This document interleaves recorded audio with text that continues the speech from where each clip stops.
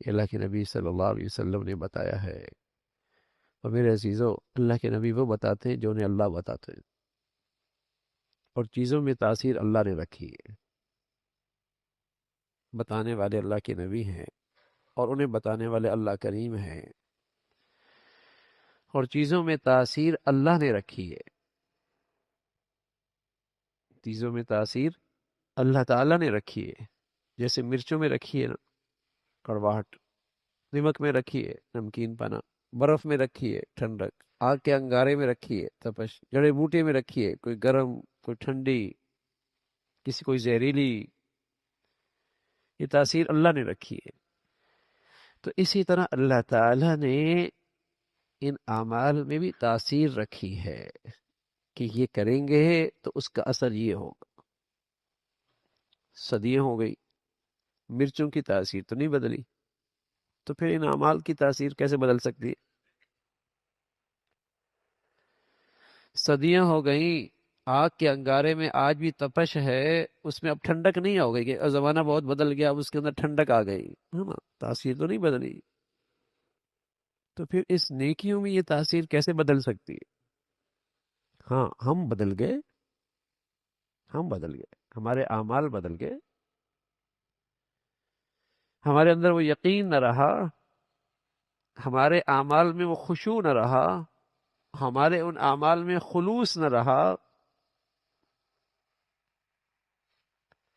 ہم بدلے، ہمارا عمل بدلا، اس لیے ہمیں بس اوقات اس کی تاثیر نظر نہیں آتی، ورنہ تاثیر تو ہے۔ بھئی برف ٹھنڈی ہے، تاثیر ہے، لیکن اگر آپ اس کو انتہائی گرم پانی میں ڈالیں گے تو بتائیے نا اس کا اثر ہوگا؟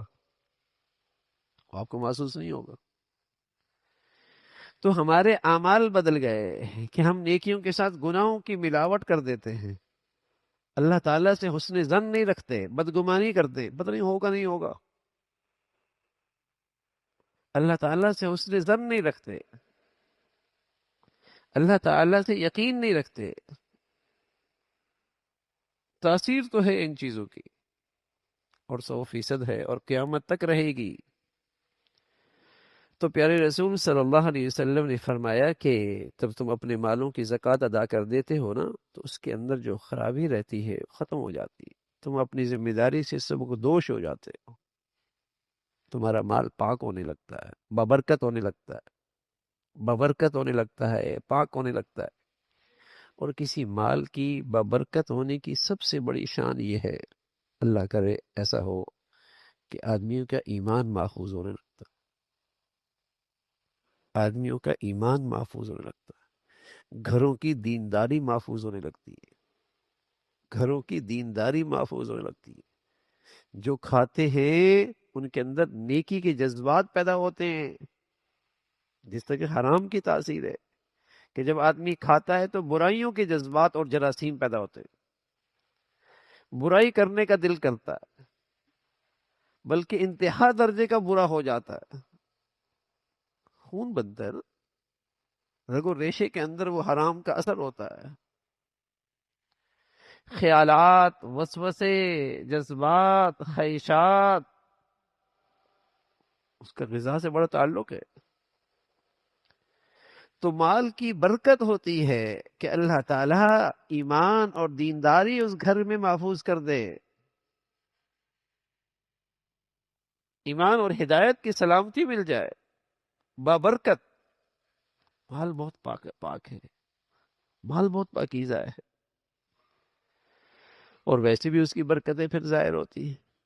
تو پیارے رسول صلی اللہ علیہ وسلم نے بتایا کہ زکوٰۃ ادا کیا کرو اور اہتمام سے ادا کیا کرو، مال بابرکت ہو جائے گا۔ اور ساتھ آپ علیہ الصلوۃ والسلام نے فرمایا کہ اپنے مالوں کے ذریعے، اپنی زکوٰۃ کے ذریعے اپنے مال کی حفاظت کا انتظام کیا کرو، اس سے تمہارے مال محفوظ ہونے لگیں گے، ضائع نہیں ہوں گے، ضائع نہیں ہوں گے۔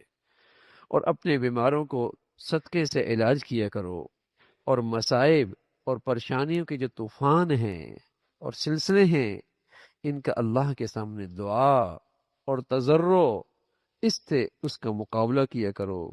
جو شخص اپنے مال کی زکوٰۃ ادا نہیں کرتا، قیامت کے دن اس کا مال گنجے سانپ کی شکل میں آئے گا اور اس کی گردن سے لپٹ کر گلے کا توق بن جائے گا۔ یعنی رسول صلی اللہ علیہ وسلم نے فرمایا کہ جو شخص اپنے مال کی زکوٰۃ ادا نہیں کرتا، اس میں کوتاہی کرتا ہے، اس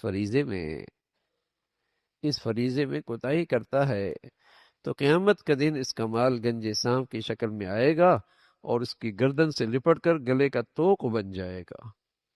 اللہ تعالیٰ حفاظت فرمائے اور اس فریضے کا اہتمام نصیب فرمائے اور اس کی برکتیں عطا فرمائے۔